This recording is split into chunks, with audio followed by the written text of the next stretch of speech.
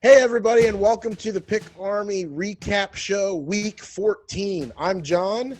That's Erik. New Orleans -7 at the Eagles this week. The Army liked New Orleans. Erik and I agreed with this pick. Erik, let's take a look and see what happened in this game, man. As the great Socrates once said, John, this is the theme of the week. True wisdom is knowing that you know nothing. Look, getting the best defense in the NFL -7, okay, it's a big number, but you're up against a rookie QB and a second-round rookie QB at that. This was a surprising one, obviously, a tremendous upset, very exciting for Eagles Nation, although they can be even more depressed about what a lousy performance Doug Peterson had. And really, now, I think Carson Wentz's trade value goes from a potential first rounder to now maybe a second rounder, depending on how much of Wentz's salary the new team is going to eat. So like everything else, good news and bad news, a big upset, one of the bigger ones of the weekend. But yeah, we were all wrong on this one. Listen, laying big points on the road against a pretty good team, particularly the Eagles' underrated defense.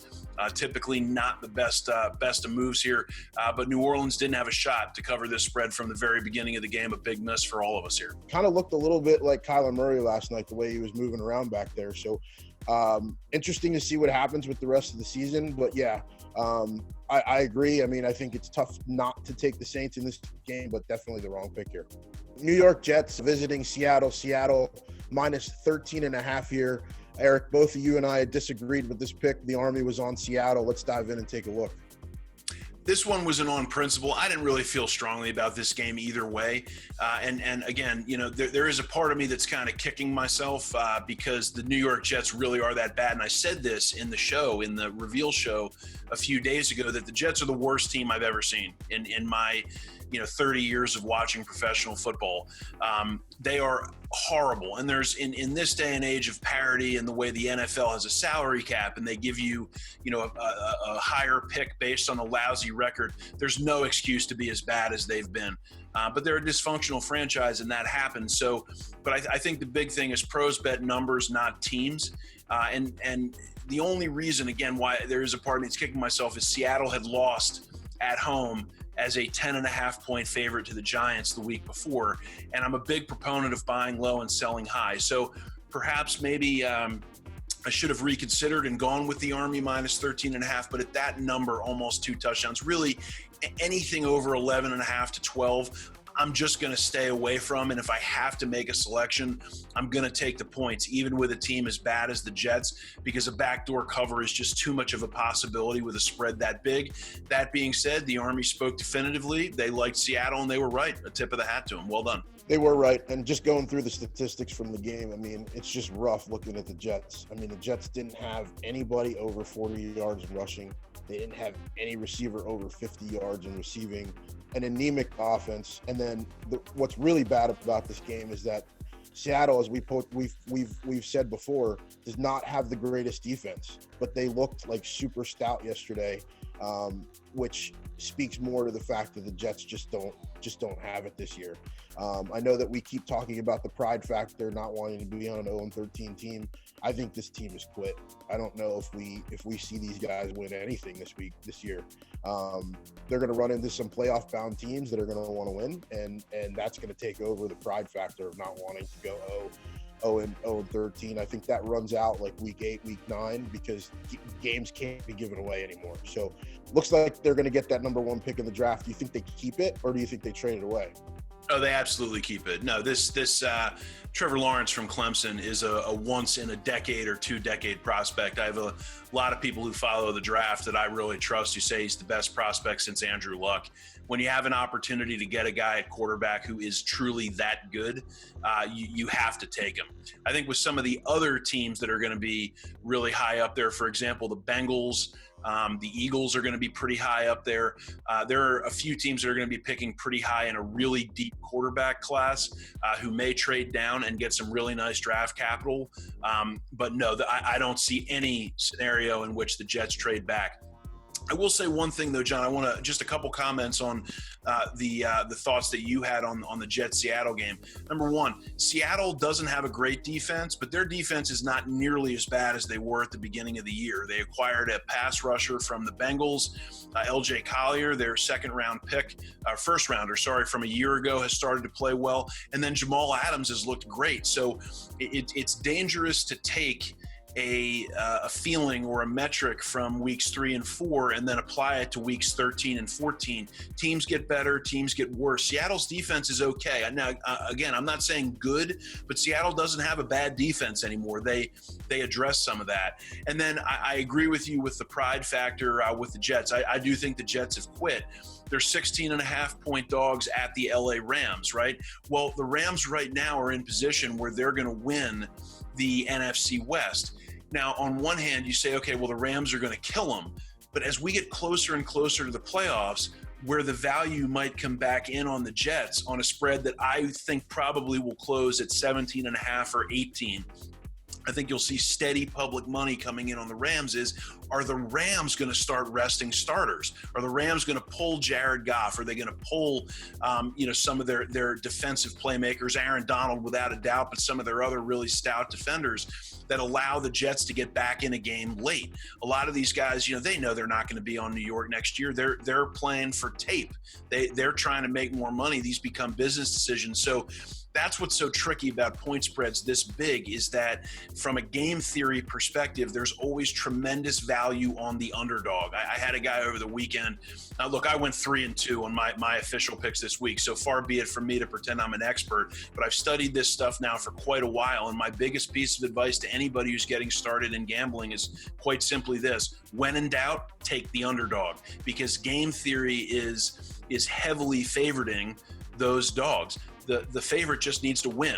The underdog is trying to win as well. So there is consistent value over the entire game on the underdog, particularly when the favorite, who, assuming they're winning at the time, starts to pump the brakes a little bit on the offensive playmaking. So I think Miami is an example. Yesterday, they got a cover because the Chiefs kind of started to tap the brake a little bit. And we saw that coming, which we'll get to that pick here in just a minute. But I think that it would be a mistake to just say that it's an auto play against the Jets on a go-forward basis, because there are things like resting for the playoffs. And I think that's going to come and be a major factor here at the Rams this coming week. Good looking, man. Thank you so much. New York Giants were hosting Arizona yesterday. The Giants were +3 at home. I agreed with this pick. It was one of my official picks. How did we get this one wrong, man? Back to our theme. True wisdom is knowing that you know nothing, as well as buying low and selling high. The Giants had their best game of the year last week at Seattle. I think they came into this game really confident. And then also, I think the real wild card here is Kyler Murray's injury. He was beat up the last few games, and we had mentioned this in the reveal show that Murray and then DeAndre Hopkins was questionable when those picks were solidified. It wasn't for certain until late Saturday that he was going to play. I think the really concerning part here is twofold. Number one, the Giants being completely careless with the ball. You're going to lose football games if you fumble kickoff returns. You give the opponent the ball on your own 17-yard line. Your defense that just got off the field, who's exhausted, now has to come back on.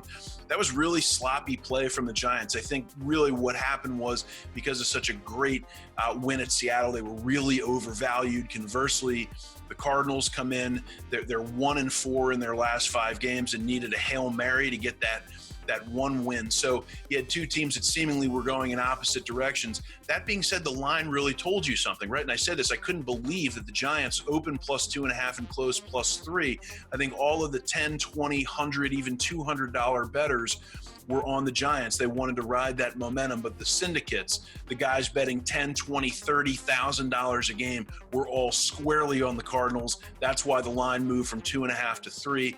The most significant line move in all of professional football. So there were some indicators there that the Cardinals were the right play. But look, I agreed with the Giants. They were also one of my official picks for the week. So this was a universal loss here for both you and I in Pick Army. Daniel Jones didn't look good yesterday. The offense did not look good yesterday. Special teams play was sloppy. And even if the defense did come to play, you're right. They were getting no rest. The Giants defense didn't look bad yesterday. They actually considering all of the missteps on offense, holding the Arizona Cardinals to 23 points is pretty good. My question is, man, what happened to your offensive line? Andrew Thomas has looked great. Will Hernandez has had a really nice career so far. Daniel Jones was running for his life all day. I think Joe Judge also had a pretty lousy day. Some of that play calling was really questionable. But it all comes back to Jones. The guy was holding on to the ball all day, and eventually you got to chuck it, man. And he wasn't doing that. Kansas City -7.5 at Miami. Erik and I both disagreed with this pick. The Army liked Kansas City here. Let's dive in and look at it, man. Pros bet numbers, not teams, John. 7.5 on the road against a defense as good as Miami was just too many points to lay. Now, you might say this was a cheap cover, and you could be right, but that's the advantage of taking the underdog. And not to mention the fact, too, that if Kansas City doesn't, if Miami doesn't commit that late penalty, Kansas City then gets a first down inside the 10-yard line of the Dolphins, and they just kneel on it, and the Dolphins get a win against the spread that way as well. So this was a wild back and forth game, but I'm not going to apologize for a cover like that. It's why you take the points. Kansas City was absolutely the better team, as we had predicted. We weren't predicting an upset by any stretch, but we were predicting that Kansas City was going to have some difficulty, that Miami's defense would give us just enough to get a cover, and we did by 1.5 there. This line was 7 to 7.5 throughout the week. It never got down to 6.5, so Miami was the right play from the time the line posted until the time the line closed. You just got to be careful with those magic numbers, man. 3, 7, and 10. When you get the half point over those, it becomes a big difference maker. And as anybody who took the Lions, like I did against the Packers, Lions plus 7.5 plus 8, you're getting that value over the 7. Same thing here with the Dolphins. The Chiefs are a significantly better team, but on the road, having to win by 8, that's a tall order, man. And that's what we saw coming up. Both you and I agreed. On the road in Miami during this time of the year, warm weather, there's just too many variables against the Chiefs here to not take the points in that situation. And I definitely agree with you there, man. And there were some other concerns too. The Chiefs defense had some issues and a lack of discipline too, which is rare for Andy Reid. I had talked about this as well. The Chiefs are one of the most penalized teams in the NFL and had over 8 penalties the previous 3 weeks coming into this game. It may not seem like it's a big deal, but when you turn a 3rd and 2 into a 3rd and 7 or a 1st and 10 into a 1st and 20, that's a killer against the spread. How do you beat Patrick Mahomes? You keep him off the field. And that's what the Dolphins were able to do here. One other quick note. I thought there was an outside chance, considering how high the Houston Texans first-round pick, which the Dolphins own, there was a chance after last week that the Dolphins would consider drafting another quarterback highly in the next draft. I think Tua earned his spot yesterday. And if you're ever going to lose, that was a good loss for the Miami Dolphins. I thought Tua looked poised. He looked accurate, and he really started to find himself. So they're going to be able to get a solid offensive lineman, a solid corner, a solid pass rusher there instead of having to spend another high pick on a quarterback. So if you're ever going to lose, that's the way to lose. A good day for the Miami Dolphins, even though they didn't notch a win. Awesome, man. Well, everybody, there you have it. That's it for this week, and we'll see you out there. Thanks, John. Good stuff, man.